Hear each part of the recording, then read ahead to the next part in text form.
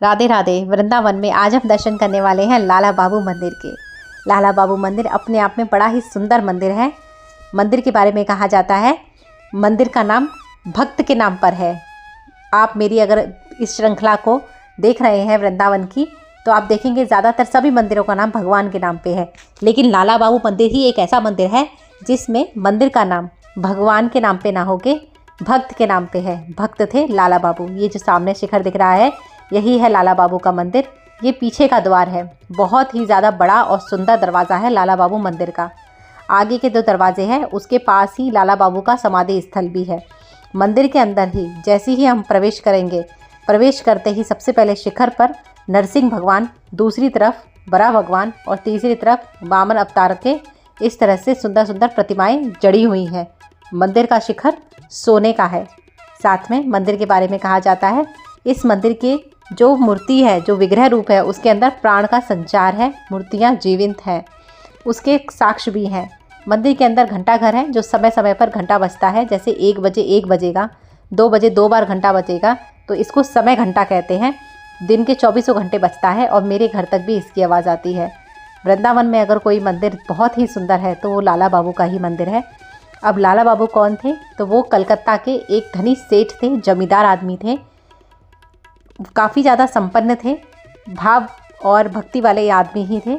एक दिन शाम को जब वो नौका विहार अपने कलकत्ता में कर रहे थे, तब एक बच्ची के मुंह से उन्होंने सुना। बच्ची अपने पिताजी से कह रही थी, शाम ढल रही थी और बेटी कह रही थी, पिताजी बेला जाए। बेला जाए का मतलब कलकत्ता में यानी बंगाली भाषा में होता है बेला मने समय। समय जा रहा है।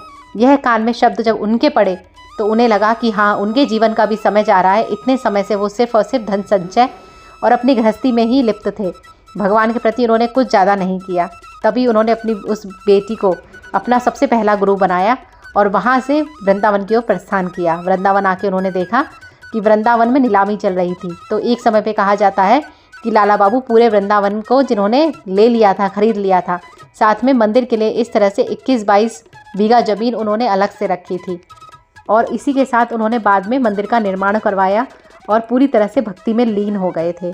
भक्ति में लीन होने के बाद जब उन्होंने मूर्ति स्थापना वगैरह करवाई तो 7 दिन तक मूर्ति के अंदर कोई प्राण प्रतिष्ठा नहीं हुई। उसके बाद 8वें दिन जब उन्होंने भगवान से प्रार्थना की, तब उन्हें ये महसूस हुआ कि भगवान के अंदर कुछ कंपन हो रहा है। लोगों को यकीन दिलवाने के लिए उन्होंने रुई मंगवाई और भगवान के नाक के आगे रखी। रुई हिल रही थी। दूसरा उन्होंने मक्खन मंगवा के भगवान के मुंह पे रखा तो मक्खन पिघल के भगवान के मुंह के अंदर जा रहा था। तीसरा जब भगवान को छुआ तब भगवान के जीवित होने का, सांस लेने का पता चल रहा था। तो इन मूर्तियों के बारे में कहा जाता है कि ये जीवित मूर्तियां हैं। उनकी इच्छा थी कि मरने के बाद भी उनके शरीर को पूरे ब्रज में घुमाया जाए, तो ऐसे ही किया। उनके मरने के बाद उनके शरीर को ब्रज में घुमाया और उनके अस्थियों के अवशेष मंदिर के पास ही एक समाधि स्थल बनाया गया है, वहीं पे रखे गए हैं। मंदिर के अंदर बहुत तरह तरह के उत्सव का आयोजन होता है। मंदिर का जो पूरा पत्थर है वो जयपुर के जगह से मंगवाया गया था। ये विग्रह रूप के दर्शन है। कभी भी आप लोग वृंदावन आए तो लाला बाबू के दर्शन अवश्य करें। एकमात्र ऐसा मंदिर है जो भक्त के नाम पर है, ना कि भगवान के नाम पे। मैंने इस चैनल पे मेरे प्राचीन वृंदावन से श्रृंखला एक डाली हुई है, उसे जाके अवश्य देखें। वृंदावन कभी भी आए, प्राचीन वृंदावन के दर्शनों को करके अपने आप को सौभाग्यशाली बनाएं। वीडियो लाइक करें, चैनल सब्सक्राइब करें। राधे राधे।